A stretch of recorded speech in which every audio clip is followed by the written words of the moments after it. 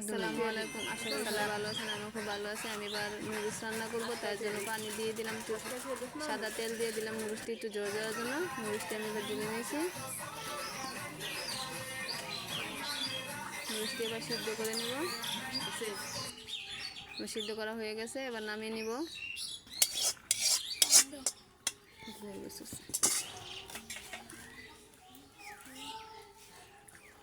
এবার ঠান্ডা পানি দিয়ে দিলাম।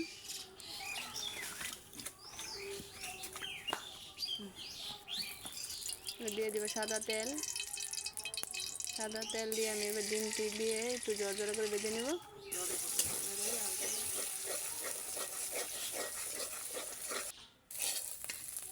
আমার ভাজা হয়ে গেছে, এবার নামিয়ে নেব। দিয়ে দেবো সাদা তেল, রান্না করা সাদা তেল। দিয়ে দিব পেঁয়াজ কুচি, কাঁচামরিচ কুচি দিয়ে একটু নেড়ে ছেড়ে ভেজে নেব। ভাজা হয়ে গেছে, এবার দিয়ে দেবো আলু, সিম, ফুলকপি দিয়ে একটু সিদ্ধ করে নেব। সিদ্ধ করে একটু হালকা লবণ দিয়ে দিলাম পরিমাণ মতো।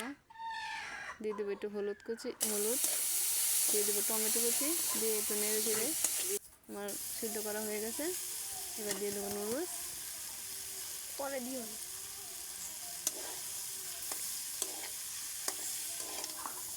ভিডিওটি যদি ভালো লাগে লাইক, শেয়ার, সাবস্ক্রাইব করে দেবেন। আমি এবার ভাজা ডিমগুলো দিয়ে দিলাম। দিয়ে দিব একটু ম্যাগি মশলা দিয়ে একটু নেড়ে ছেড়ে আমি নামিয়ে নিব।